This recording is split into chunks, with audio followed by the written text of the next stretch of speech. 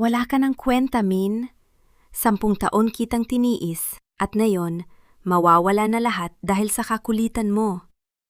Nanginghinig ang mga kamay ni Min habang nakatingin sa babaeng kaharap, si Carla, ang kanyang kasalukuyang asawa. Ang babaeng, minsan niyang inakalang magbibigay sa kanya ng mas mataas na estado sa lipunan.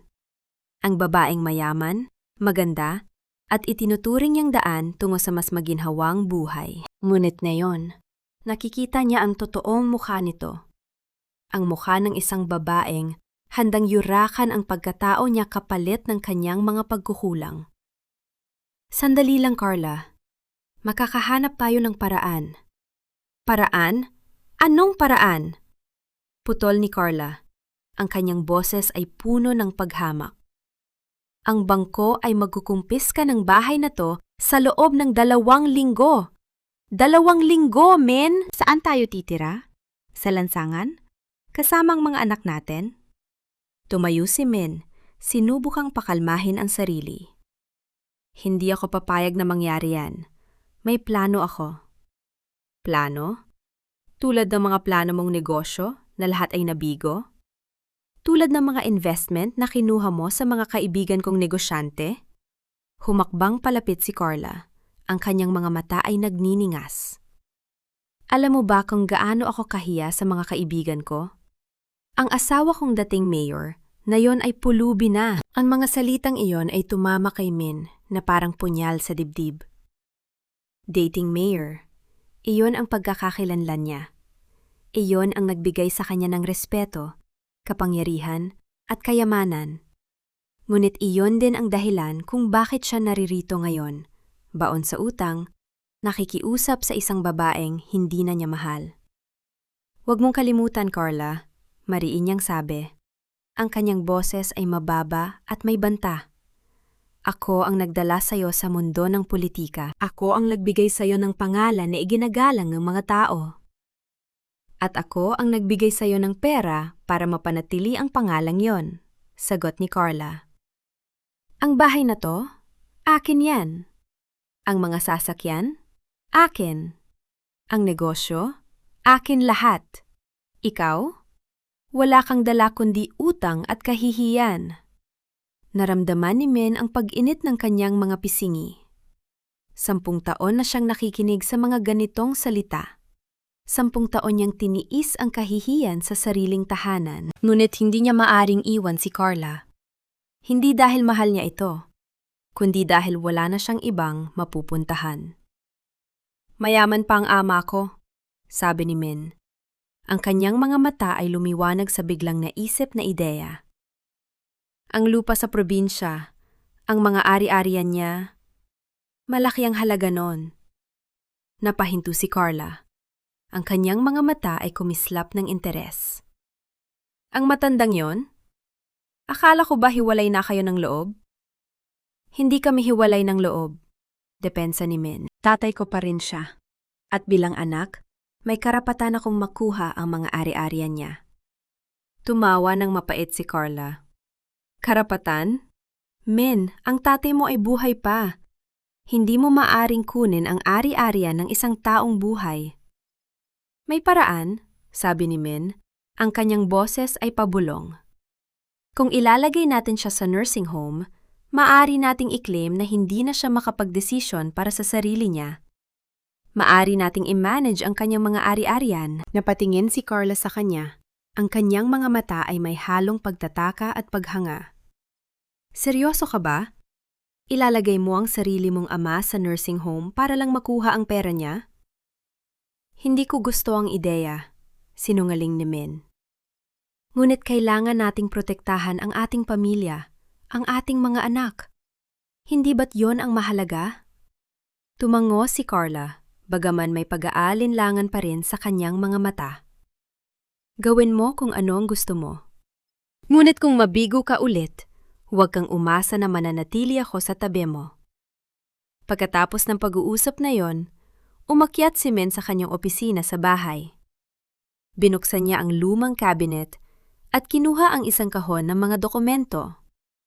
Dito niya itinatago ang mga papel na nagpapatunay sa mga ari-arian ng kanyang ama. mga lupa sa probinsya, mga titulo, at mga investment. Lahat ng ito ay minana ng kanyang ama mula sa kanyang mga magulang. At bilang nag-iisang anak, si Min ang may karapatan dito. Ngunit hindi niya maaaring hintayin na mamatay ang kanyang ama. Kailangan niya ng pera ngayon. Kailangan niyang iligtas ang bahay na ito, ang kanyang reputasyon, at ang kanyang pamilya. Kinuha ni Min ang kanyang telepono at tinawagan ang kanyang ama. "Tatay," sabi niya nang sumagot ang matanda. "Kailangan kitang makausap. May importante akong sasabihin." Makalipas ang 2 oras, nasa harap na si Min ng lumang bahay ng kanyang ama sa probinsya. Ang bahay na ito ay itinayo pa noong panahon ng kanyang mga lolo't lola. Malaki, matibay, at puno ng mga alaala. Ngunit para kay Min, hindi ito tahanan. Isa lamang itong asset na maaaring pagkakitaan. Lumabas ang kanyang ama, isang matandang lalaki na may puting buhok at kulubot na mukha. Sa kabila ng kanyang edad, may liwanag pa rin sa kanyang mga mata. Ang mga mata na iyon ay tumitingin kay Min ng may pagmamahal. "Anak," malambing na sabi ng matanda. "Bihira kang dumalaw. May problema ka ba?" Pumasok sila sa loob ng bahay. Naupo si Min sa harap ng kanyang ama. Ang kanyang mga mata ay umiiwas sa direktang tingin nito.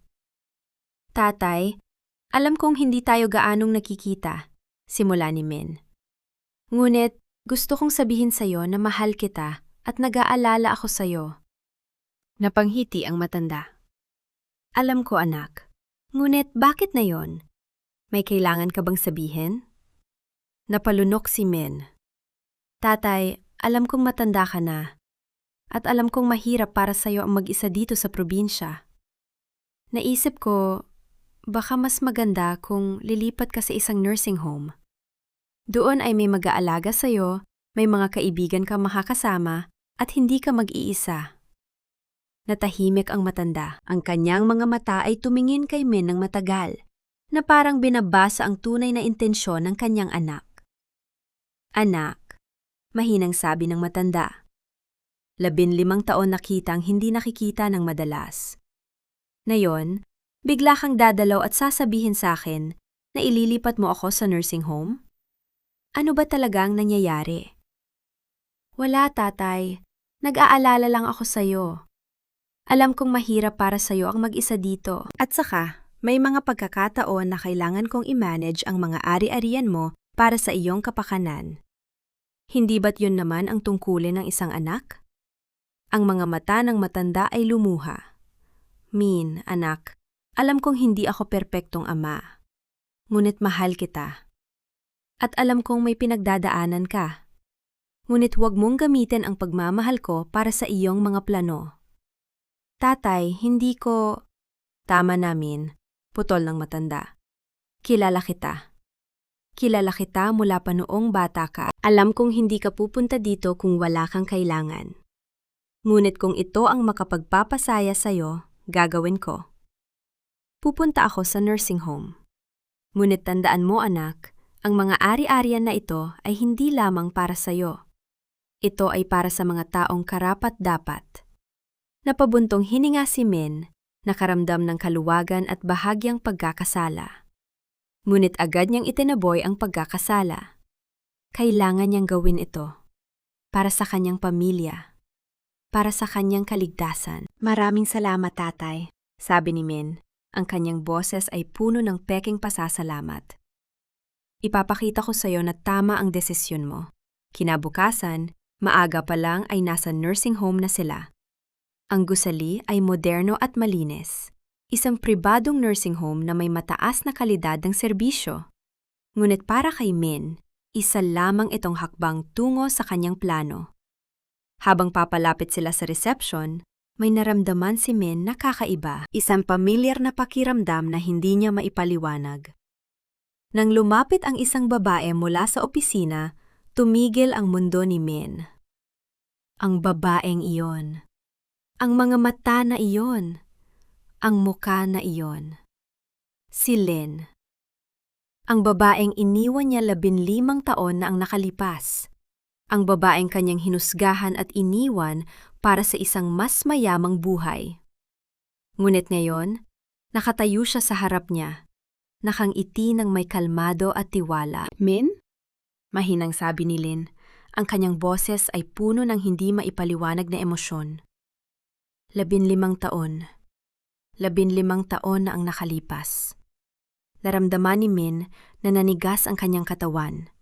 Ang kanyang mga tuhod ay nanghina. Hindi niya alam kung ano ang sasabihin.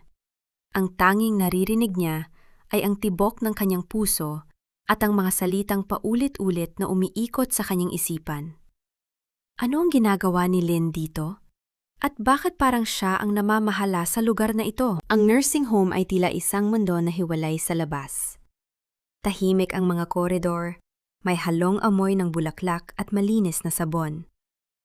May mga matatandang nakaupo sa mga silyon malapit sa bintana, may ibang naglalaro ng chess, may isang babaeng kumakanta ng mababang tono habang nagkukumpuni ng damit. Lahat sila ay may dalang ngiti, payapa, parang walang problema sa mundong ito.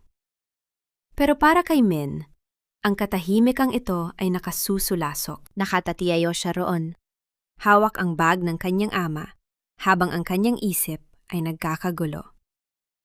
Si Lynn, ang babaeng iniwan niya 15 taon na ang nakararaan. Ang babaeng sinabi niyang hindi bagay sa kanyang buhay noong mga panahong iyon. Narito siya ngayon, sa harap niya, nakangiti ng may kalmado at tiwala. Hindi siya mukhang nagdusa. Hindi siya mukhang nalugmok. Sa katunayan, mas lalong gumanda si Lynn. Hindi dahil sa pampaganda, kundi dahil sa liwanag na nagmumula sa kanyang mga mata. Direktor Lynn, tawag ng isang nurse na dumaan, may dalang tray ng gamot. May kailangan po ba kayo? Wala naman, salamat Rosa. Pakisamahan muna ang bagong pasyente sa room 204. Ako na ang bahala sa kanyang kasama. Sagot ni Lynn ng mahinahon, sabay lingon kay Min. Narinig ni Min ang salitang direktor at parang may tumabig sa kanyang dibdib. Direktor. Si Lynn ang namamahala sa lugar na ito. Hindi siya empleyado lamang. Siya ang may kapangyarihan. Ang babaeng minsan niyang hinamak, na sinukuha niya para sa isang mas mayamang buhay, ay nakatayo na ngayon sa isang posisyon na higit pa sa anumang inaasahan niya. Lynn, ikaw? Nauutal na sabi ni Min, sinusubukang itago ang kanyang pagkabalisa. Akala ko, ibang pangalan mo. Ganun ba? Mahinahong sagot ni Lynn. Ang kanyang mga mata ay tila may alam, ngunit hindi nagsasalita. 15 taon ay mahabang panahon, Min. Maraming nagbago. Ako, nagbago. Ikaw, mukhang ganun pa rin. May bahid ng pait sa huling salita, ngunit hindi ito binigyang diin ni Lynn. Sa halip, ipinakita niya ang daan patungo sa opisina ng direktor. Halika, kailangan nating pag-usapan ang kalagayan ng iyong ama. May mga papeles na kailangang pirmahan. Sumunod si Min, ngunit ang bawat hakbang ay mabigat. Nakita niya kung paano siya binabati ng mga tauhan. Magandang umaga, Direktor. Direktor, may kailangan po ba kayo? At ang bawat pagbate ay parang patunay ng kanyang pagkabigo. Ang lalaking minsang nangako kay Lynn ng isang masaganang buhay ay hindi man lang makapagbigay ng maayos na bahay para sa kanyang ama. Samantalang si Lynn, na iniwan niya, ay may sariling kaharian. Sa opisina, may mga larawan sa dingding. Si Lynn kasama ang mga matatanda, mga sertipiko ng parangal, at isang larawan ng 4 na kabataang mukhang estudyante. Hindi ito pinansin ni Min, masyadong abala sa pag-iisip kung paano niya itatago ang kanyang tunay na layunin. Bakit mo dinala ang iyong ama dito, Min? Direktang tanong ni Lynn, nakaupo sa kanyang upuan, ang mga kamay ay nakaakbay sa mesa. Hindi ko alam na may sakit siya. Hindi ko alam na nagkita tayo sa ganitong paraan. Kailangan ko lang siyang alagaan. Pagsisinungaling ni Min. Ang kanyang boses ay pilit na kalmado. Wala akong panahon at alam kong magaling ang lugar na ito. Sabi ng isang kaibigan, tumigil ka namin. Putol ni Lynn. Ang kanyang boses ay biglang naging matatag. Alam ko kung bakit ka narito. Alam ko ang iyong mga plano. Nanigas si Min. Parang may malamig na kamay na humawak sa kanyang leeg. Anong sinasabi mo?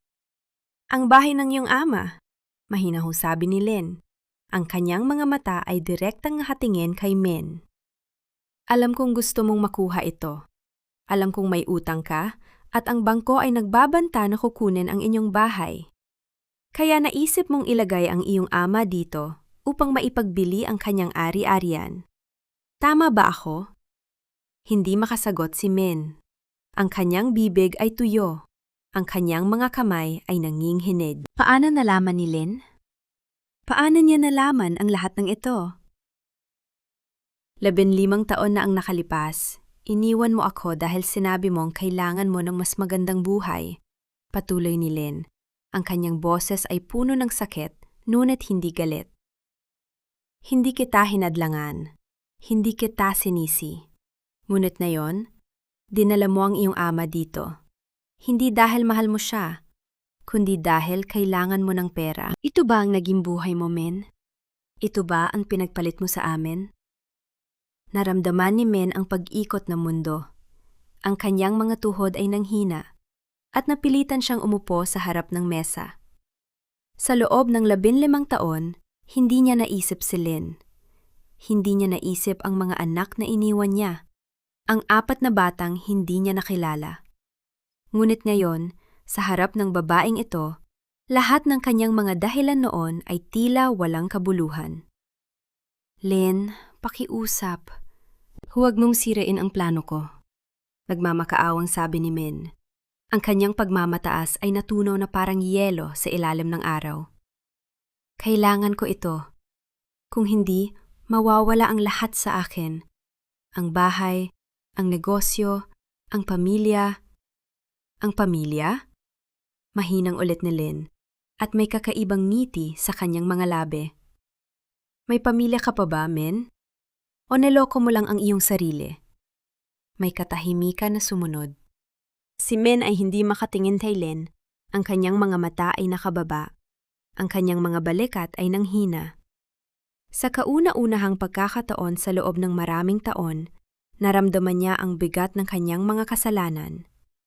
Ang mga desisyong ginawa niya, ang mga taong iniwan niya, ang mga pangakong binali niya, lahat ito ay nagbabalik. Hindi bilang multo, kundi bilang katotohanan na nakaupo sa harap niya. Gusto ko umalis ka na, sabi ni Lynn. Ang kanyang boses ay kalmado, ngunit matatag. Ang iyong ama ay mananatili dito, hindi dahil sa iyong plano, kundi dahil kailangan niya ng pangangalaga. Ngunit kung may balak kang gumawa ng masama, tandaan mo ito. Alam ko ang lahat.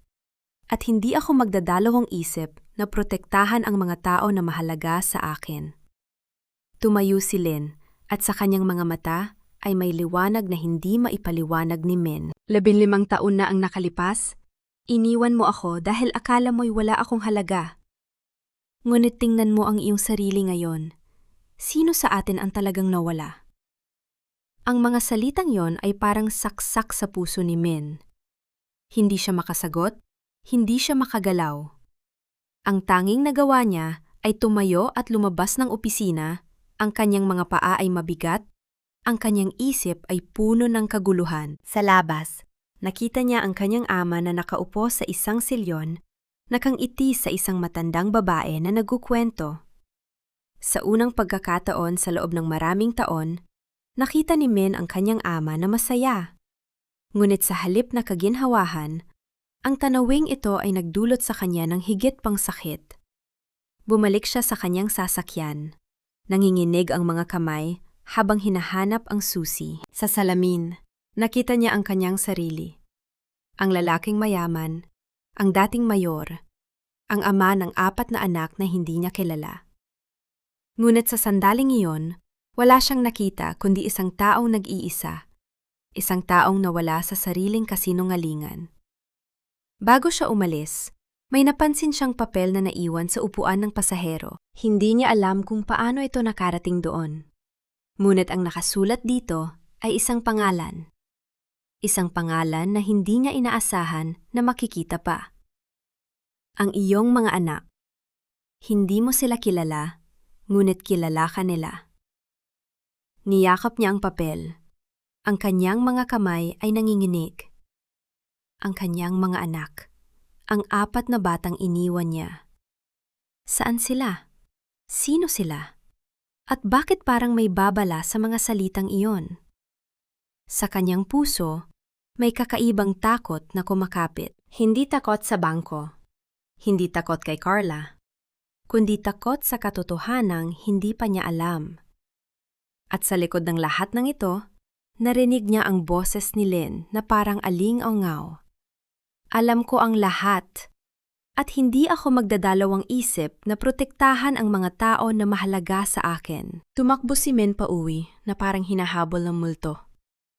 Ang papel sa kanyang bulsa ay tila nagliliyab sa bawat hakbang na ginagawa niya. Hindi niya alam kung bakit. Ngunit sa bawat pagtibok ng kanyang puso, paulit-ulit na umaalingaw-ngaw sa kanyang isip ang mga salitang yon. Ang iyong mga anak. Hindi mo sila kilala. Ngunit, kilala ka nila. Pagdating sa bahay, hindi siya pinansin ni Carla na abala sa pakikipag-usap sa telepono tungkol sa isang bagong alahas. Pumasok siya sa kanyang silid at isinara ang pinto. Doon, sa katahimikan ng kanyang silid, muli niyang binuksan ang papel. Walang pirma, walang palatandaan kung kanino galing. Pero may numero ng telepono sa ibaba. Hindi siya nakatiis. Kinabukasan, tinawag niya ang numero. Isang boses ng babae ang sumagot, malamig at propesyonal. Kayo po ba ang nagpadala ng papel na ito? Tanong ni Min. Ang kanyang boses ay bahagyang nanginghinig. Kung gusto ninyong makilala ang inyong mga anak, pumunta kayo sa ganitong address, 3:00 ng hapon. Sagot ng boses at saka binaba ang tawag. Nag-alinlangan si Min. Alam niyang may posibilidad na ito ay bitag. Ngunit sa kabila ng lahat, may kakaibang puwersa na humihila sa kanya. Hindi niya maipaliwanag. Marahil ito ang pagkakataon upang malaman ang katotohanan. 3:00 ng hapon, nasa harap siya ng isang modernong gusali sa gitna ng syudad. Tila opisina ito ng isang malaking kumpanya. Nang pumasok siya, tinanggap siya ng isang sekretarya na may ngiti at dinala sa isang conference room. Sa loob, 4 na kabataan ang nakaupo sa paligid ng mahabang mesa. 2 lalaki at 2 babae. Halos magkakamuha ang mga mukha. Kambal. Ang kambal na lalaki ay nakasuot ng magkatugmang dark suit, habang ang kambal na babae ay nasa eleganteng business attire. Good afternoon, mister. Min, sabi ng isa sa mga lalaki. Nakatayo at nag-abot ng kamay. Ako si Daniel. Ito ang kapatid kong si David. At ang mga babaeng ito ay sina Diana at Denise. Napatulala si Min. Ang 4 na ito, sila ang kanyang mga anak? Ang mga batang iniwan niya noon, ngayon ay mga binata at dalagang puno ng kumpiyansa. Kitans-kita sa kanilang mga mata ang katalinuhan at sa kanilang tindig ay ang tagumpay. Umupo po kayo, sabi ni Diana, ang isa sa kambal na babae. Ang kanyang boses ay mahinahon, ngunit may awtoridad. Marami kaming dapat pag-usapan. Umupo si Min. Ang kanyang mga kamay ay pinagpapawisan. Paano ninyo ako nakilala? Nahihiyang tanong niya. Madali lang po, nakanghiting sagot ni Denise.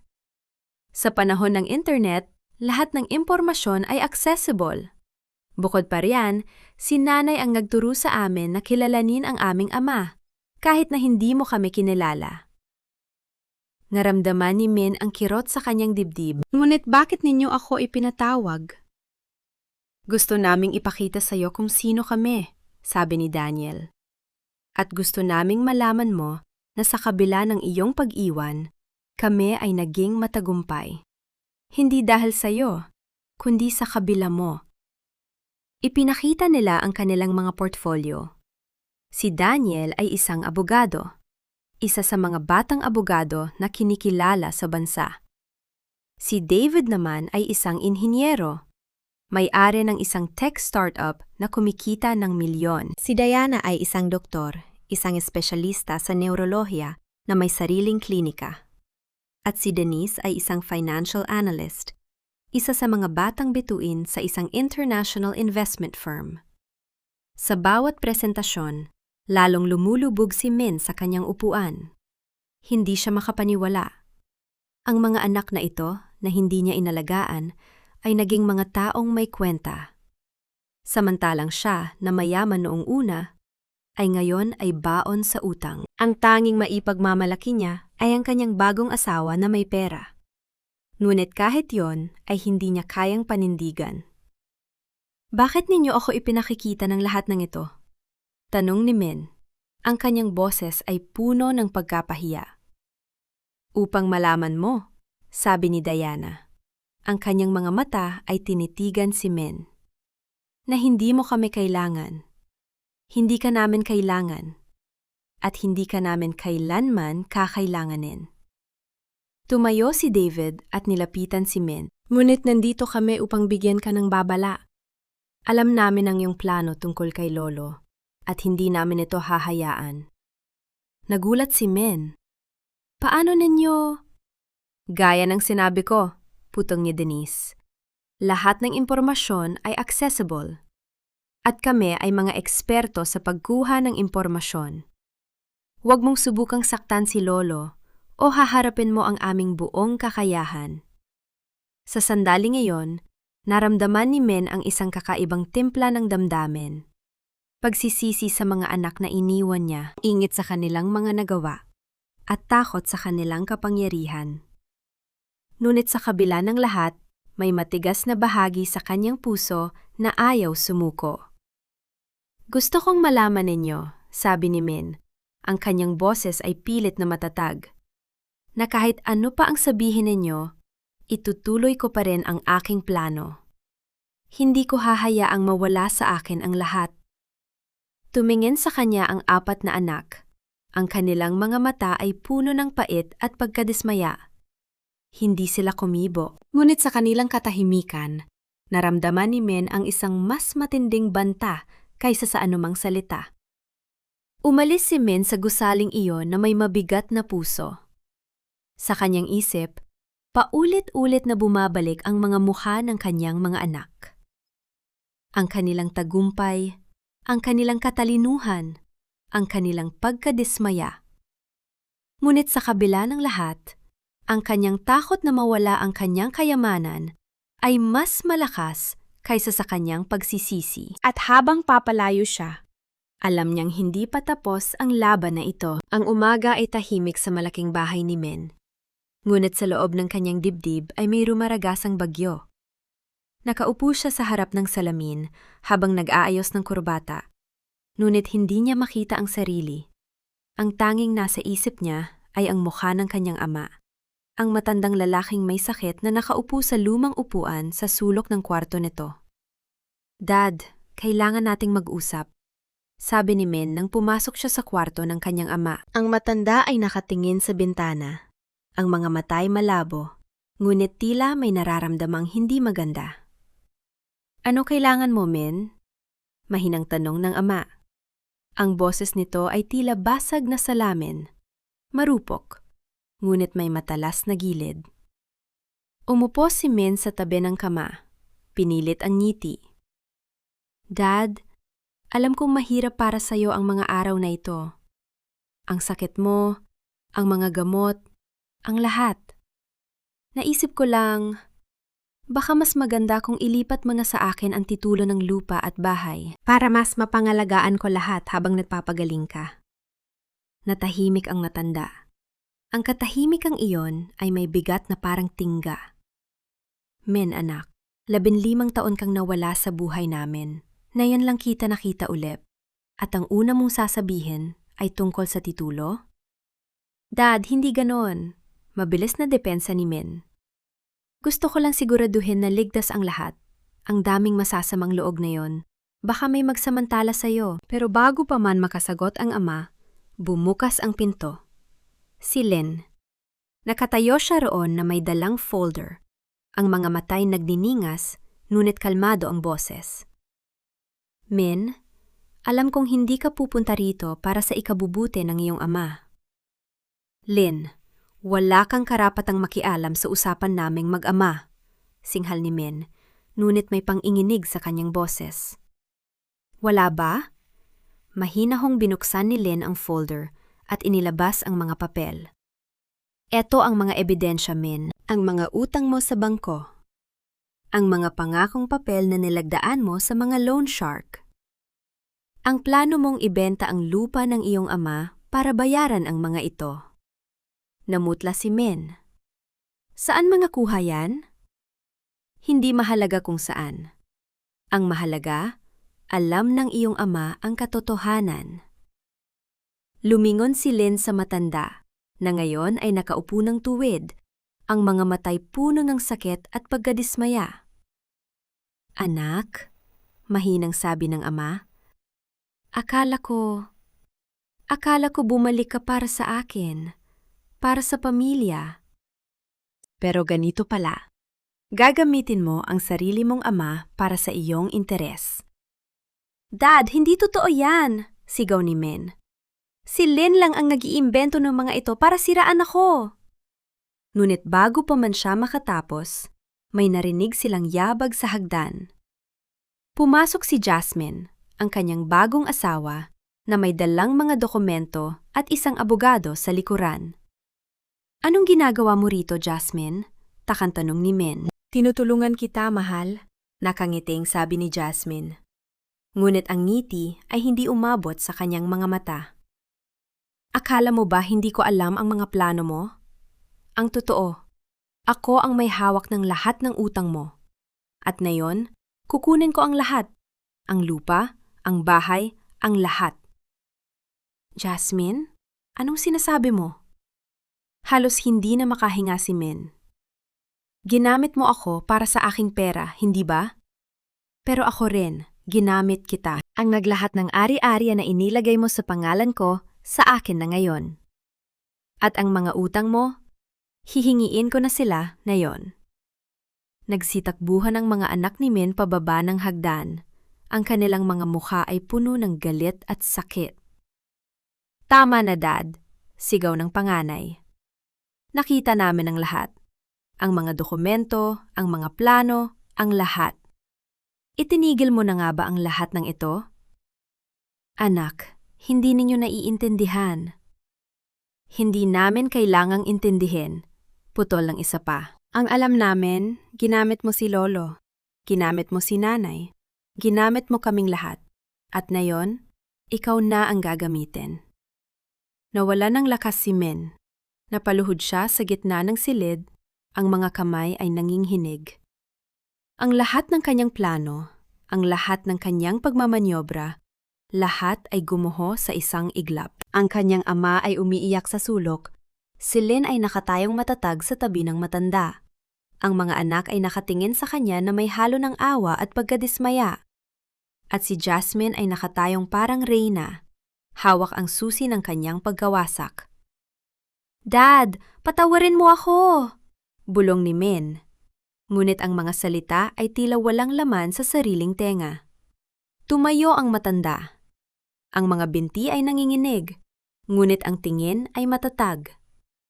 Min, anak, minahal kita ng buong puso, ngunit ang pagmamahal na yon ay hindi sapat para patawarin ang mga ginawa mo. Ang kasakiman mo ang siyang sumira sa'yo, hindi ang ibang tao. At ngayon, kailangan mong harapin ang mga bunga ng iyong mga pinili. Lumingon ang matanda kay Lynn at sa mga apo. Lynn, dalhin ninyo ako sa nursing home. Mas mabuti pang doon na lang ako, kasama ang mga taong tunay na nagmamahal sa akin, kaysa rito sa bahay na ito na puno ng kasinungalingan. Dad, huwag! Pakiusap ni Min, Ngunit hindi na siya pinansin ng matanda. Tumayo si Jasmine. Ang kanyang mga takong ay lumiliha ng matalim na tunog sa sahig na parang bawat hakbang ay isang dagok sa puso ni Min. Min, may dala akong mga dokumento mula sa abogado. Bukas, makakatanggap ka ng notice ng foreclosure. At sa susunod na linggo, may hearing tayo sa korte. I'm sorry, darling, but this is how the game works. Nang umalis ang lahat, si Min ay naiwang mag-isa sa gitna ng silid. Ang bahay na dating puno ng ingay at buhay ay tila isang libingan. Ang kanyang mga anak, ang kanyang ama, ang kanyang asawa, lahat ay iniwan siya. At sa kanyang mga kamay, hawak niya ang mga piraso ng kanyang dating buhay, na ngayon ay parang basag na salamin na hindi na maaaring pagsamahin pa. Ngunit sa kabila ng lahat, sa kanyang puso, may maliit na boses na nagsasabing, "Karapat-dapat ka rito." At sa unang pagkakataon sa kanyang buhay, narinig niya ito ng malinaw, at hindi siya nakapagpigil na umiyak. Ang umaga ay dumating na parang latay sa mukha ni Min. Hindi siya nakatulog, hindi rin naman niya kaya. Buong gabi niyang tinitigan ang kisame ng bahay na ngayon ay tila dayuhan sa kanya. Ang bawat sulok nito ay sumisigaw ng mga alaala. Ang tawanan ng mga bata, ang boses ng kanyang ama, ang init ng isang pamilyang kanyang sinira gamit ang sariling mga kamay. Nang tumunog ang kampana ng pinto, akala niya ay guni-guni lang. Ngunit nang buksan niya ito, 2 pulis ang nakatayo sa harapan niya. Hawak ang isang sobreng may tatak ng korte. "Ginoong Min Villanueva?" tanong ng isa, pormal at walang emosyon. Hindi siya nakasagot. Ang mga salita ni Lynn kahapon ay umalingaw-ngaw sa kanyang isipan. Hindi mo kayang sirain ang lahat at magtago sa anino ng iyong mga kasinungalingan. Mayroon pong kasong isinampa laban sa inyo. Patuloy ng pulis, iniabot ang sobre, pandraraya at pang-aabuso sa nakatatanda. Kailangan ninyong humarap sa korte sa Lunes. Nang hina ang tuhod ni Min. Isinandal niya ang sarili sa pinto, hindi makapaniwala. Pandaraya, pang-aabuso sa nakatatanda. Ang mga salitang iyon, hindi niya inakalang maririnig niya ang mga ito na nakaugnay sa kanyang pangalan. Ang taong minsang hinangaan ng buong bayan, ang dating alkalde na may malinis na record, ngayon ay itinuturing ng kriminal. "May abogado po ba kayo?" tanong ng pangalawang pulis, mas malambot ang boses. Umiling si Min. Wala. Wala na siyang kahit kanino. Nang magsara ang pinto, parang natanggal ang lahat ng lakas sa kanyang katawan. Dumula siya sa sahig, ang subrenyon ay hawak-hawak na parang bomba. Ngunit bago pa man siya makapag-isip ng susunod na hakbang, bumukas muli ang pinto. Hindi sa pamamagitan ng susi, kundi ng isang babaeng pamilyar sa kanya. Jasmine, nakasuot siya ng mamahaling damit, bitbit ang kanyang maleta, at sa likod niya ay 2 lalaking mukhang abogado. Ang kanyang muka, malamig, walang emosyon, parang estatwa. "Jasmine?" Nauutal na sabi ni Min, mabilis na tumayo. "Aalis ka?" Tiningnan siya ni Jasmine na parang basura sa kalsada. "Alam mo, Min, sa loob ng 15 taon, inisip kong ikaw ang pinakamatalinong lalaki na nakilala ko. Mabilis kang mag-isip, magaling kang magplano, at alam mong paikutin ang mga tao sa iyong palad." Huminto siya, ngumiti ng walang saya. "Ngunit nagkamali ako. Hindi ka matalino. Bobo ka lang na marunong magtago." Anong ibig mong sabihin?" Hinaluhub ni Jasmine ang kanyang bag, inilabas ang isang tumpok ng mga papel at inihagis sa harapan ni Min. Mga dokumento ng bangko, mga titulo ng lupa, mga kontrata.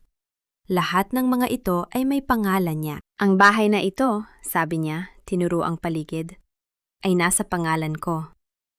Ang negosyong pinaghirapan mong itayo Ako ang nagbayad, kaya akin ito. Ang kotse mo, akin. Lahat ng nasa bangko, akin.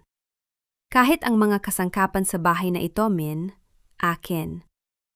Hindi pwede, pinaghirapan ko yan. Pinaghirapan mo?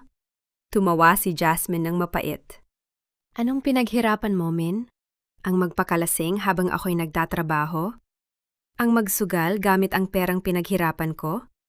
Ang magtago ng mga utang na hindi mo kayang bayaran? Lumapit siya.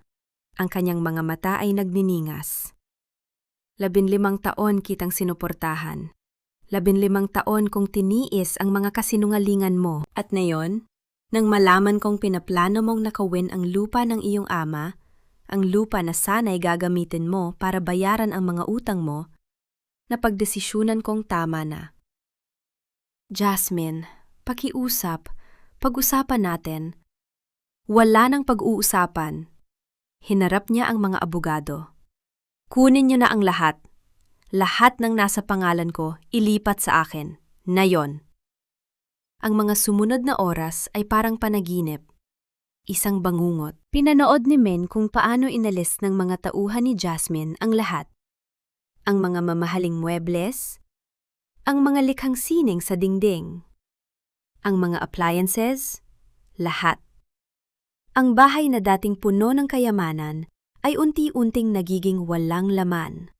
Parang ang kanyang puso. Nang huling lalabas si Jasmine, huminto siya sa pintuan. Hindi siya lumingon. Ngunit ang kanyang boses ay malinaw at matatag. Minsan, Min, ang mga taong inaakala nating kaalyado natin ay siya palang pinakamalaking kaaway natin. Natutunan ko yan sa'yo. At saka siya umalis, dala ang susi ng bahay. Iniwan si Min na nakatayo sa gitna ng isang silid na ngayon ay walang laman. Hindi alam ni Min kung gaano katagal siyang nakatayo doon. Mga minuto? Oras? Ang tanging naririnig niya ay ang tugtog ng kanyang telepono. Paulit-ulit. Nang sagutin niya ito, ang boses sa kabilang linya ay ang kanyang sekretarya. Ginoong Villanueva? Sir, may problema po sa opisina. Ang mga tauhan ng City Hall ay nandito. Kinukumpiska ang lahat ng dokumento. May warrant po sila. At pinag-uusapan na po ng lahat ang kaso ninyo. Ang balita po, sir, nasa social media na. Bumagsak ang telepono mula sa kanyang kamay. Hindi siya makahinga. Ang kanyang dibdib ay parang may nakaupong malaking bato. Ang trabaho, ang tanging bagay na natitira sa kanya, ay nawawala rin. Ang reputasyon, ang pangalan na minsang iginagalang, ay basura na ngayon. Sinubukan niyang buksan ang telepono, ngunit nang makita niya ang mga notification, mga balita, mga komento, mga post, ang mundo ay bumaliktad. Former Mayor Min Villanueva nahaharap sa kaso ng pandaraya at pang-aabuso sa nakatatanda. Ex-mayor na baon sa utang, inakusahan ng pagtatangka na nakawin ang ari-ariya ng sariling ama. Ang pagbagsak ng isang dinakilang lider. Ang kwento ni Min Villanueva. Ang bawat headline ay parang saksak. Ang bawat komento ay parang lason. Buti nga sa kanya. Matagal ko nang alam na peke yan. Sana makulong siya habang buhay. Hindi niya alam kung paano siya napunta sa banyo. Ngunit nang tumingin siya sa salamin, hindi niya nakilala ang mukhang nakatingin sa kanya. Ang lalaking yun, malungkot, wasak, walang pag-asa, ay hindi si Min Villanueva na dating puno ng tiwala at kapangyarihan. Iyon ay isang multo ng kanyang dating sarili. Lumuhod siya sa malamig na sahig ng banyo. Ang kanyang mga kamay ay nanginghinig. Sa unang pagkakataon sa loob ng maraming taon, hindi niya alam kung ano ang gagawin. Wala ng plano. Wala ng takas. Wala ng kahit sino. Ang kanyang isip ay bumalik sa mga alaala ng kanyang ama, ang matandang lalaki na minahal siya kahit na paulit-ulit niyang binigo ito. Ang mga mata ng kanyang ama na puno ng pagkabigo nang malaman nito ang kanyang plano. At ang mga anak niyang hindi niya nakilala, 4 na batang tumingin sa kanya na parang estrangero dahil iyon nga siya, isang estrangero. Isang taong hindi karapat-dapat na tawaging ama. Tatay, bulong niya. Ang salitang iyon ay parang banyaga sa kanyang dila. Patawarin mo ako. Ngunit walang sumasagot. Tanging ang katahimikan ng walang laman na bahay ang kanyang kasama. Dumating ang Lunes nang parang isang multo na hindi maiiwasan. Si Min ay nakaupo sa labas ng silid ng hukuman. Ang kanyang mga kamay ay nakakuyom sa kanyang kandungan. Ang kanyang damit, ang tanging natitirang disenteng kasuotan, ay kulubot at luma. Wala siyang abogado. Wala siyang pera. Wala siyang kahit na sino.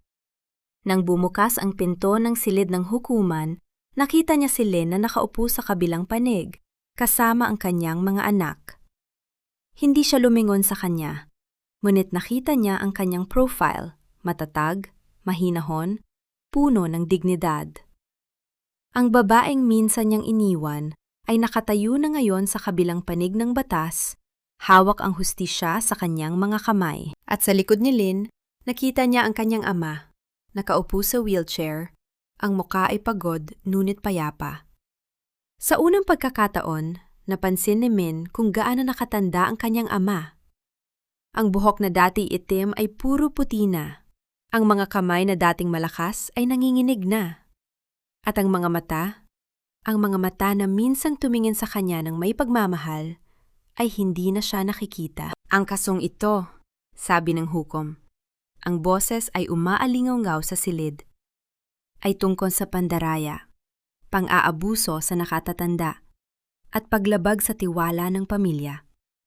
Ang akusado, si Min Villanueva, ay inaakusahan ng pagtatangka na agawin ang ari-arian ng kanyang amang may sakit sa pamamagitan ng mga mapanlinlang na paraan. Narinig ni Min ang mga bulong sa paligid. Ang mga mata ng mga tao, mga mamamahayag, mga tagapakinig, mga taong minsang humanga sa kanya, ay nakatuon sa kanya. Hindi bilang isang lider, kundi bilang isang kriminal. Ginoong Villanueva, sabi ng hukom, kinakatawan ba kaya ng isang abogado?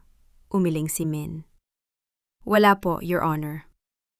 Sa kasong ito, bibigyan kayo ng korte ng abogado mula sa Public Attorney's Office.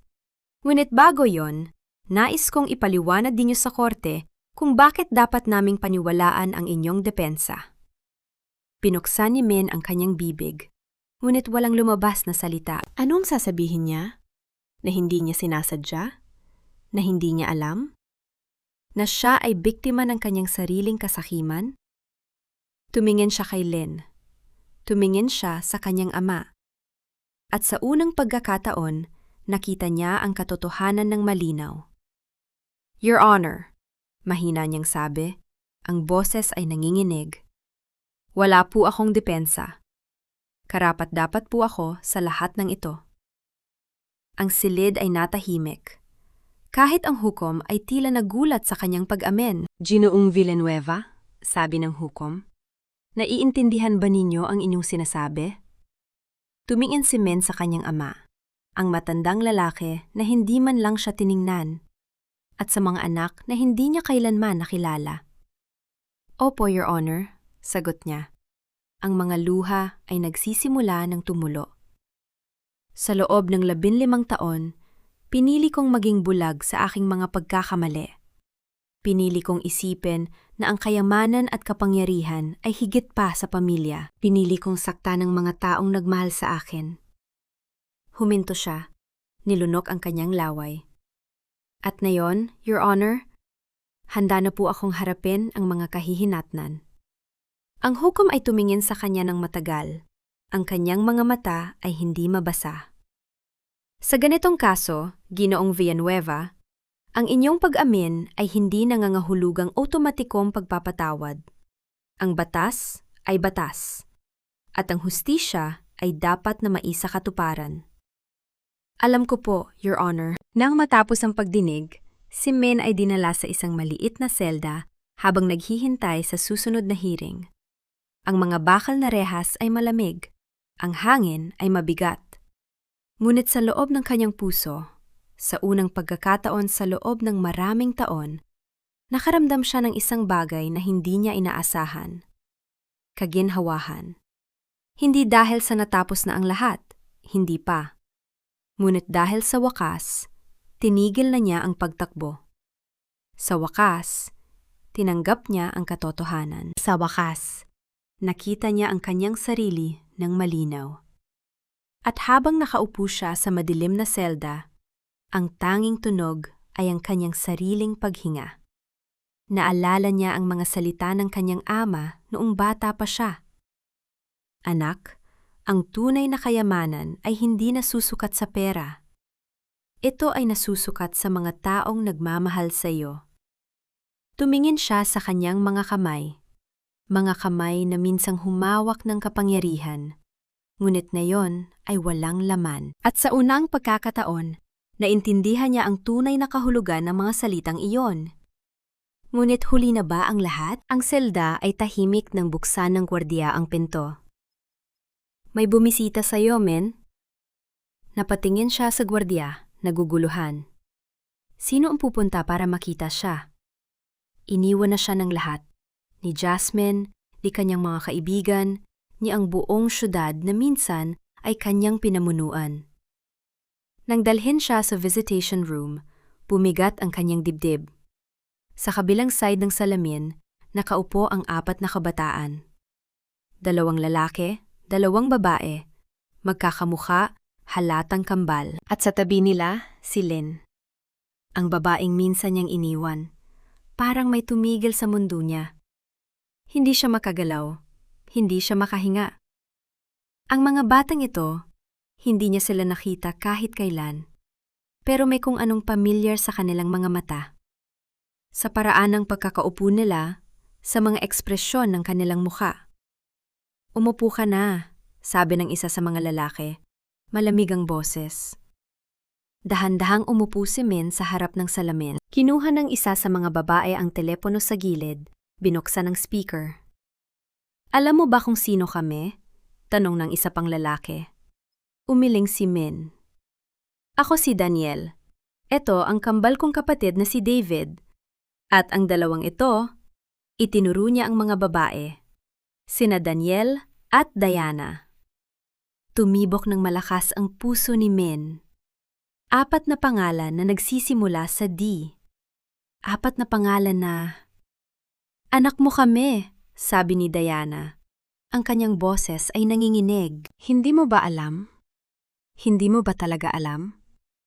Nanlambot si Min. Tumingin siya kay Lynn na tahimik lang na nakaupo. Ang mga mata ay puno ng sakit na hindi kayang itago. Paano? Halos pabulong ang kanyang boses. Paano nangyari ito? Nagbuntis ako noong iniwan mo ako, sabi ni Lynn. Mahinahon ang boses pero may bakas ng pait. Hindi ko alam na kambal pala.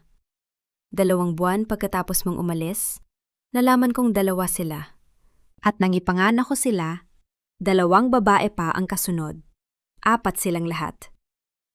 Bakit hindi mo sinabi sa akin? Sinabi mo bang aalis ka? Matigas ang sagot ni David. Sinabi mo bang iiwan mo ang nanay namin para sa isang mayamang babae? Sinabi mo bang hindi mo na kami iisipin? Napayuko si Min. Ang bawat salita ay parang kutsilyo na tumatama sa kanyang dibdib.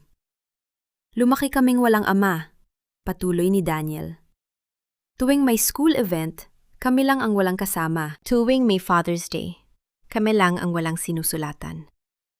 Alam mo ba kung gaano kasakit yon? Tumigil ka na, Daniel, sabi ni Daniel. Hinawakan ng braso ng kapatid. Hindi, dapat malaman niya. Nagpupuyos ang galit sa mata ni Daniel. Dapat malaman niya kung gaano kahirap ang buhay namin.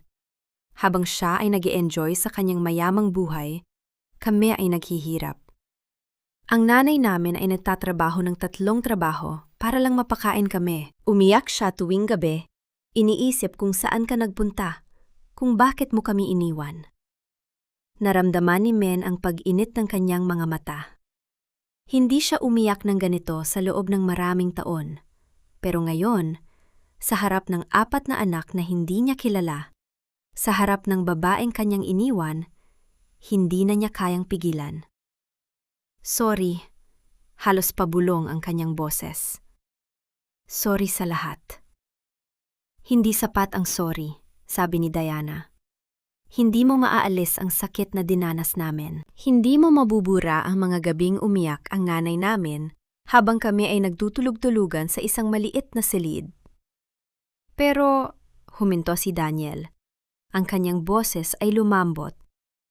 Pero gusto naming malaman mo na hindi ka namin kinamumuhian. Nagtinginan ang 4 na magkakapatid. Tumingin sila kay Lynn na tumango bilang pagsang-ayon. Galit kami sa iyo, patuloy ni Daniel. Pero hindi ka namin kayang kamuhian. Kasi, kahit anong gawin mo, ikaw pa rin ang aming ama. Tumulo ang mga luha ni Min. Hindi na niya napigilan. Sa loob ng 15 taon, hindi niya alam na may mga anak siya. Hindi niya alam na may 4 na taong naghihintay sa kanya. At ngayong nalaman niya, huli na ang lahat. Lynn, lumingon siya sa dating asawa. Bakit hindi mo sinabi sa akin? Bakit hindi mo ako hinanap? Sinubukan ko, sagot ni Lynn. Ang boses ay mahinahon pero may sakit. Noong una, sinubukan kong hanapin ka. Pero nang malaman kong may bagong pamilya ka na, nagdesisyon akong itago na lang sila. Ayokong maging hadlang sa buhay mo. Ayokong masira ang pamilya na iyong pinili. Pinili ko? Mapait na ngiti ni Min. Tiningnan mo ba ang buhay ko? Baon sa utang. Iniwan ng pangalawang asawa. Nawala ng trabaho. At ngayon, nasa kulungan. Ito ba ang buhay na pinili ko? Hindi mo kasalanan na nagkamali ka, sabi ni Lynn. Pero kasalanan mo na hindi mo naisip ang mga taong nagmamahal sa'yo. Kasalanan mo na tiningnan mo lang ang pera at kapangyarihan, hindi ang mga taong tunay na nagmamahal sa'yo. Natahimik si Min. Tumingin siya sa 4 na anak na tahimik lang na nakikinig. Nakita niya ang sakit sa kanilang mga mata, ang galit, pero nakita rin niya ang pagmamahal na hindi nila kayang itago. Ano ang ginagawa ninyo ngayon? Tanong niya, sinusubukang magsimula ng usapan. Nag-aaral ako ng medisina, sagot ni Daniel. Si David, abogasya. Si Daniel, engineering. At si Diana, negosyo. At lahat kami ay scholar, dagdag ni David. Ang nanay namin ay nagtrabaho ng mabuti para sa amin. Hindi siya nag-asawa ulit, para lang mapalaki kami ng maayos. Napatingin si Min kay Lynn. Sa kabila ng lahat, numiti siya ng kaunti. Ginawa mo ang lahat para sa kanila. Oo, sagot ni Lynn. Kasi mahal ko sila. Hindi ko sila iiwan. Hindi katulad ng iba. Tumama ang mga salita ni Lynn sa kanyang puso. Napayuko siya. Hindi kayang harapin ang mga mata ng kanyang mga anak. Alam mo ba kung bakit kami nagpunta dito? Tanong ni Diana. Umiling si Min. Para sabihin sa'yo na pinatawad ka namin, sagot ni Diana. Hindi namin alam kung kailan ka makakalabas. Hindi namin alam kung ano ang mangyayari sa'yo. Pero gusto naming malaman mo na hindi ka nag-iisa.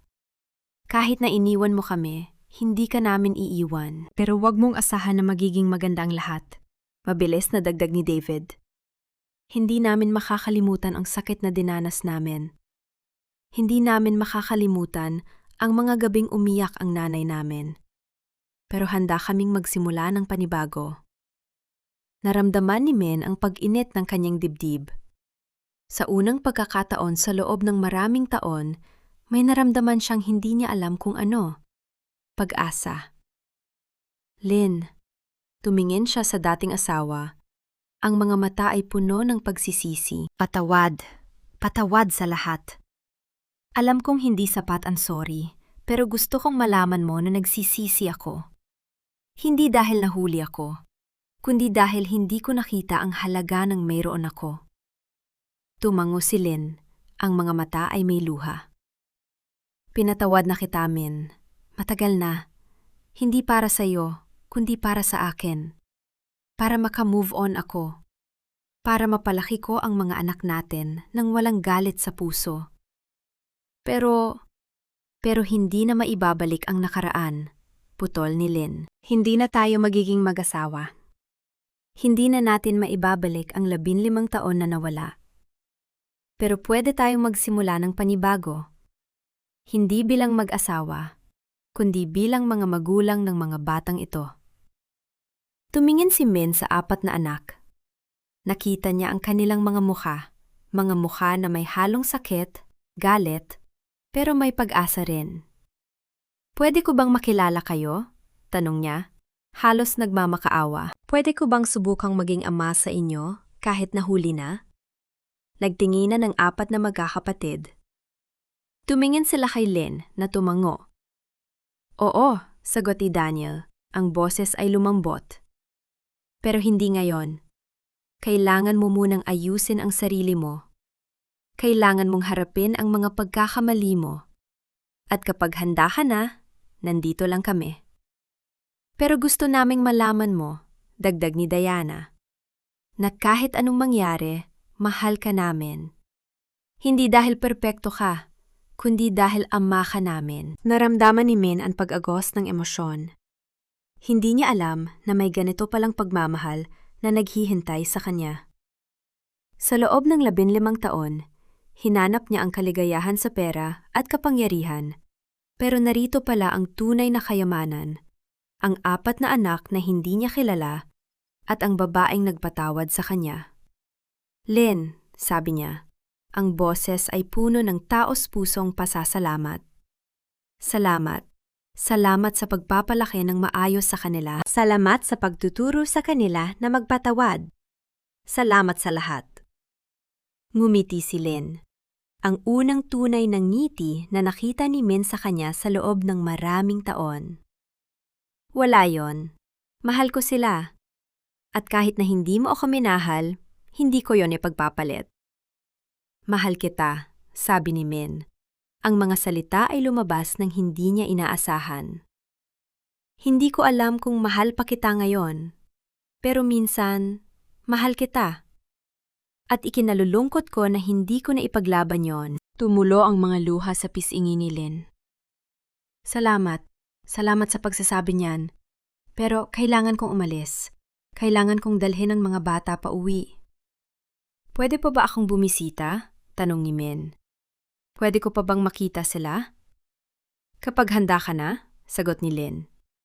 Kapag napatunayan mong nagbago ka na, hindi sa pamamagitan ng salita, kundi sa pamamagitan ng gawa. Tumango si Min. Gagawin ko. Ipinapangako ko. Bago umalis, nilapitan ni Diana ang salamin at inilagay ang kanyang kamay dito. Tatay, sabi niya. Ang boses ay puno ng emosyon. Ingatan mo ang sarili mo. At kapag lumabas ka, nandito lang kami. Naghihintay. Tumulo ang mga luha ni Min habang pinapanood ang kanyang mga anak na umaalis. Si Lynn ang huling tumingin sa kanya. At sa kanyang mga mata, nakita niya ang isang bagay na hindi niya inaasahan. Pag-asa. Pagbalik sa selda, hindi na madilim ang paligid para kay Min. Sa unang pagkakataon sa loob ng maraming taon, nakaramdam siya ng kapayapaan. Hindi dahil sa nakatakas siya sa parusa, kundi dahil alam niyang may naghihintay sa kanya. May 4 na anak na handang magpatawad. May dating asawa na handang magsimula ng panibago. Umupo siya sa kanyang higaan at tumingin sa kanyang mga kamay. Mga kamay na minsang humawak ng kapangyarihan, pero ngayon ay walang laman. Pero sa unang pagkakataon, hindi siya natakot. Kasi alam niya, hindi lahat ng bagay ay nasusukat sa pera. Ang tunay na kayamanan, ang mga taong nagmamahal sa iyo, ay naroroon pa rin. At kahit na hinaharap niya ang kanyang sentensya, may bagong pag-asa sa kanyang puso. Hindi siya nag-iisa. At iyon ang pinakamahalaga. Umaga ng hatol. Ang araw na iyon ay tila nakabitin sa himpapawid, mabigat at tahimik. Si Min ay nakaupo sa bench ng detention cell, nakasuot ng simpleng damit na ibinigay ng korte. Hindi na siya ang dating mayor na puno ng kapangyarihan. Ang kanyang mga balikat ay bahagyang nakayuko. Ang mga mata ay may malalim na anino ng mga gabing walang tulog. Nang dalhin siya sa courtroom, nakita niya ang mga mukha ng kanyang 4 na anak sa unang hilera. Nakaupo silang magkakatabi. Ang kambal na lalaki na may seryosong ekspresyon, ang kambal na babae na hawak-hawak ang mga kamay ng isa't isa. Sa tabi nila ay si Lynn, payapa ang mukha, walang pot, walang galit. Nakaayos ang kanyang buhok, nakasuot ng simpleng blazer at may hawak na maliit na bag. Hindi niya maiwasang mapansin ang pagkakaiba ng kanyang dating asawa kumpara sa kanya. Siya ay nakatayo pa rin ng tuwid, may dangal, habang siya ay unti-unting gumuguho. "All rise," sabi ng bailiff. Pumasok ang hukom. Isang matandang babae na may malamig na titig na parang nakakita na ng lahat ng kasamaan ng mundo. Umupo siya, inayos ang kanyang salamin at binuksan ang mga dokumento. Sa kaso ng People versus Min Tran, simula niya, ang akusado ay nahaharap sa mga kaso ng pandaraya, pang-aabuso sa tiwala, at pagtatangkang agawin ang ari-arian ng kanyang ama. Ang bawat salita ay parang martilyo na pumipiga sa dibdib ni Min. Narinig niya ang bulong-bulungan sa likuran. Ang mga mamamahayag na dumalo para isulat ang pagbagsak ng isang dating opisyal. Tumingin siya sa kanyang mga anak. Hindi sila umiiwas ng tingin. Sa halip, ang kambal na lalaki ay tumango sa kanya, hindi bilang pagsang-ayon, kundi bilang pagkilala na siya ay naroroon, na hindi siya nag-iisa. "May gusto ka bang sabihin bago ang hatol?" tanong ng hukom. Si Min ay tumayo. Ang kanyang mga tuhod ay nanginginig, pero hindi siya bumagsak.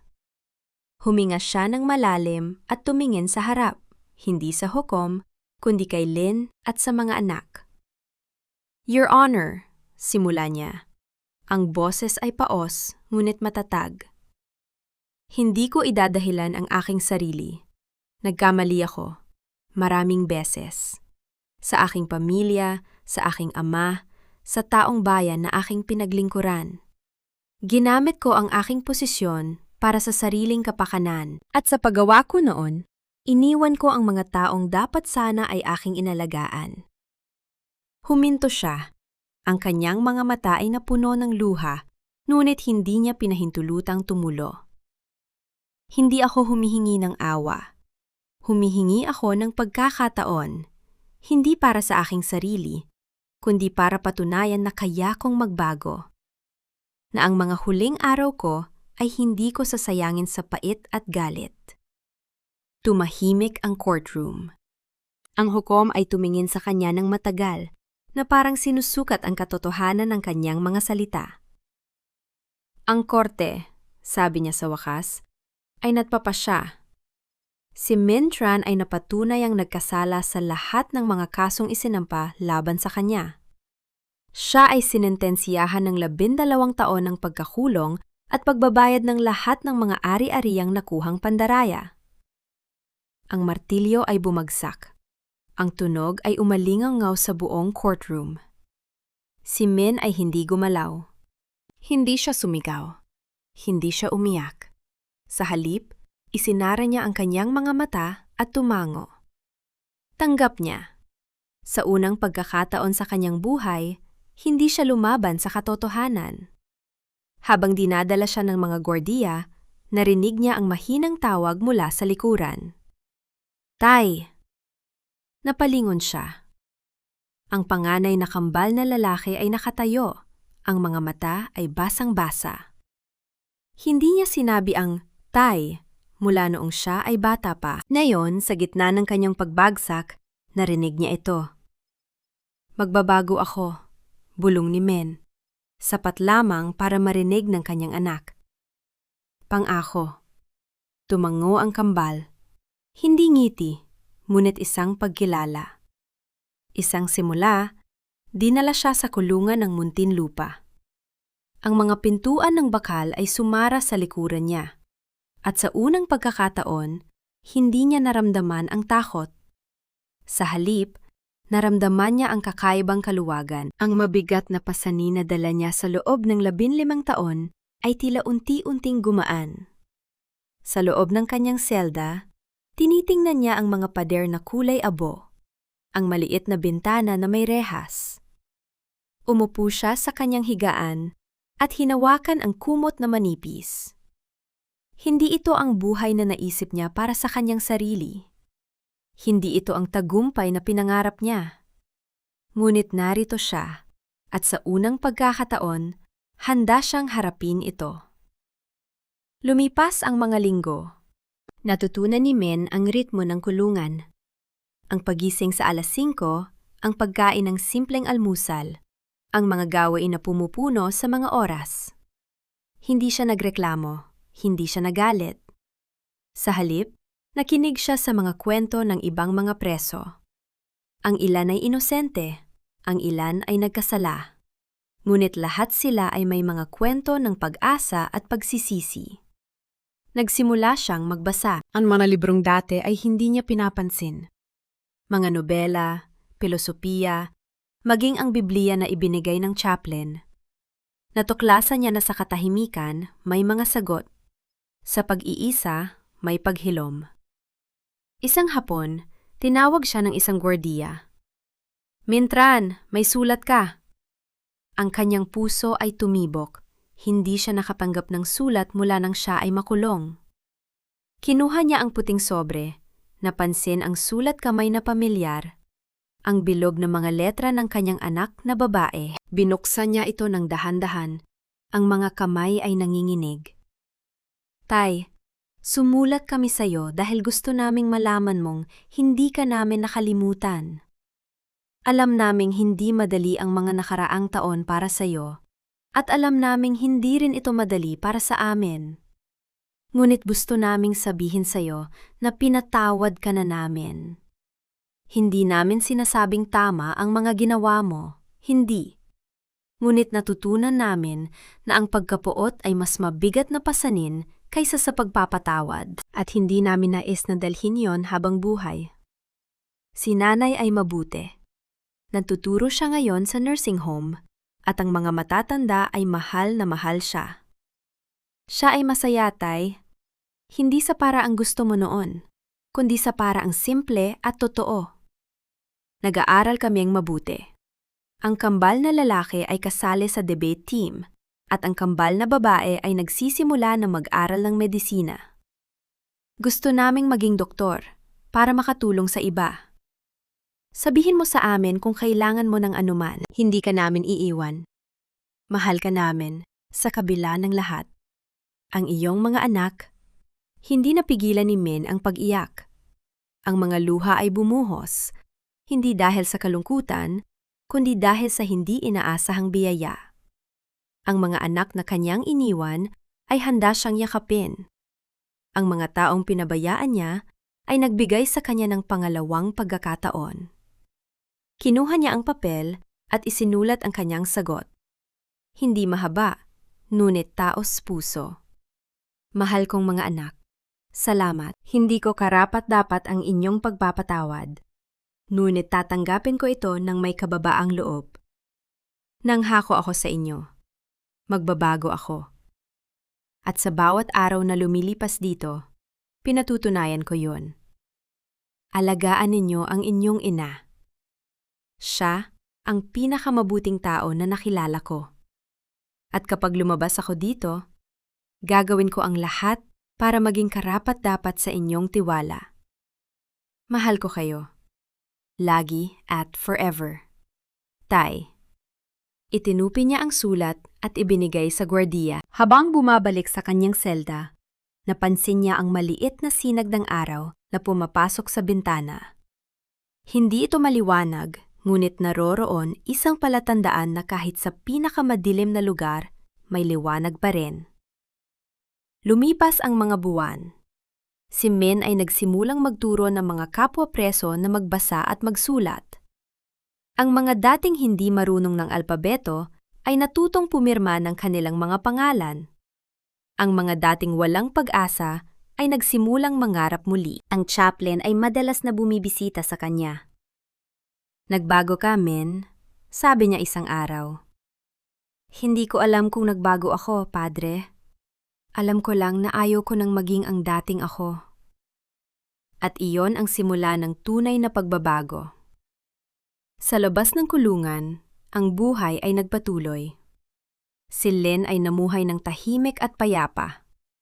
Ang nursing home ay umunlad, at ang mga matatanda ay pinangangalagaan ng may pagmamahal.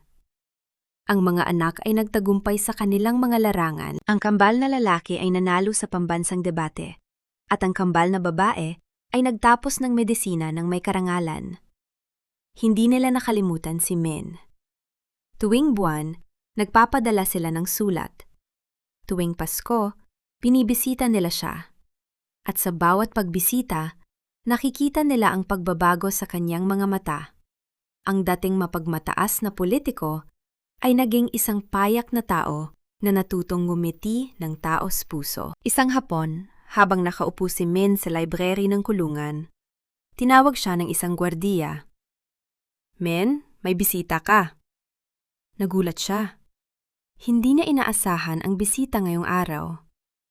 Nang pumasok siya sa visitation room, nakita niya si Len na nakaupo sa kabilang panig ng salamin. Umupo siya sa harap niya at kinuha ang telepono. Len, sabi niya, ang boses ay puno ng emosyon. Bakit ka nandito? Gusto kitang makita, sabi niya. Ang boses ay kalmado. Gusto kong sabihin sa'yo na pinatawad na kita. Hindi lang ngayon, kundi matagal na. Alam ko. Salamat. Tumingin siya sa kanya ng matagal. Masaya ka ba, Men? Nagulat siya sa tanong. Tiningnan niya ang kanyang mga kamay, ang mga kulubot na daliri, ang mga piklat ng nakaraan. Sa unang pagkakataon sa buhay ko, oo. Hindi sa paraang akala ko, pero oo. Natutunan kong maging kontento sa mga simpleng bagay. Natutunan kong pahalagahan ang mga taong nasa paligid ko, kahit na ang mga taong minsan kong hinamak. Ngumiti si Len. Isang tunay na ngiti, walang pait, walang panghihinayang. Magaling, iyon ang lagi kong nais para sa'yo. Kahit na hindi mo ito alam. Paano ang mga anak? Tanong niya. Mabuti. Ang panganay ay nag-a-apply sa law school. Ang bunso ay nagtatrabaho sa ospital. Sila ay mabubuting tao, Men. Hindi dahil sa akin, kundi dahil pinili nilang maging mabuti. Hindi, dahil sa iyo. Ikaw ang nagpalaki sa kanila ng maayos. Ako ay wala. Hindi ka wala. Narito ka. At yon ang mahalaga. Tumahimik sila. Ang mga segundo ay naging minuto, ngunit walang awkwardness. Sa halip, may kapayapaan. Len, sabi niya sa wakas, salamat. Hindi lang sa pagpapatawad, kundi sa pagtuturo sa akin na may pag-asa pa, na hindi pa huli ang lahat. Tumango siya. Tandaan mo lang, Men, ang kabutihan ay hindi nasusukat sa kung gaano karaming beses kang nahulog, kundi sa kung gaano karaming beses kang bumangon. Pagkatapos ng pagbisita, bumalik si Men sa kanyang selda. Umupo siya sa kanyang higaan at tumingin sa bintana. Ang langit ay bughaw, walang ulap. Isang ibon ang lumipad, libre at payapa. Isinara niya ang kanyang mga mata at numiti. Hindi ang ngiti ng isang taong nanalo, kundi ang ngiti ng isang taong natutong magpatawad. Sa kanyang sarili, sa kanyang nakaraan, at sa lahat ng mga pagkakamaling nagdala sa kanya dito. Ang karma ay hindi maiiwasan, ngunit gayon din ang pagtubos. At sa huli, ang kabutihan, kahit na dahan-dahan, kahit na paunti-unti, ay laging nananaig. Kaya, ganun pala ang takbo ng buhay. Hindi mo alam kung saan ka dadalhin ng bawat desisyong gagawin mo. Minsan, akala mo panalo ka na, pero sa totoo lang, nagsisimula pa lang pala ang tunay na laban. At minsan naman, Sa pinakamadilim na bahagi ng iyong pagkabagsak, doon mo pala makikita ang liwanag na hindi mo inaasahan. Si Min, nawala ang lahat. Ang yaman, ang karangalan, ang pamilyang akala niya'y kanyang kontrolado. Ngunit sa pagkawalang iyon, natagpuan niya ang bagay na hindi niya kayang bilhin noon, ang katotohanan. Na ang tunay na yaman ay hindi nasusukat sa ari-arian o posisyon, kundi sa mga taong handang magpatawad sa iyo kahit hindi mo ito karapat-dapat. Si Lynn naman, ang babaeng iniwan niya, hindi siya naghigante. Sa halip, pinili niyang magtayo ng buhay na may saysay. At nang dumating ang pagkakataon, pinili niya pa ring magpakita ng awa. Hindi dahil mahina siya, kundi dahil mas malakas ang kanyang puso kaysa sa sama ng loob. At iyon ang pinakamagandang aral na maiiwan sa atin. Na ang pagpapatawad ay hindi tanda ng pagkatalo, kundi ng pagkapanalo sa sariling galit. Sa mga anak, sa mga sulat na ipinadala nila sa kulungan, at sa pagbisitang iyon, ipinakita nila na ang dugo ay hindi lamang ugnayan ng laman, kundi ng pag-unawa at pagtanggap. Na kahit gaano pa kasakit ang nakaraan, may puwang pa rin para sa pag-asa. Kaya't sa bawat kwentong ating napakinggan, sana'y may dala tayong paalala na ang bawat hakbang natin sa buhay ay may katumbas na bunga. Ang kabutihang itinanim mo, kahit tila walang nag-aalaga, ay tutubo sa tamang panahon. At ang kasamaang iyong ginawa, kahit gaano pa ito itago, ay may sariling paraan upang lumabas sa liwanag. Huwag nating kalimutan na ang karma ay hindi parusa, kundi isang guro. At ang kabutihan, hindi ito nabubulok. Nananatili ito, lumalago, at sa huli, ito ang magdadala sa atin sa tunay na kapayapaan. Maraming salamat sa pagsama sa atin sa kwentong ito. Kung may natutunan ka man o may naantig sa iyong puso, sana'y isabuhay natin ito sa araw-araw. Hanggang sa muli nating pagkikita, at naway laging manaig ang liwanag sa bawat dilim na ating haharapin.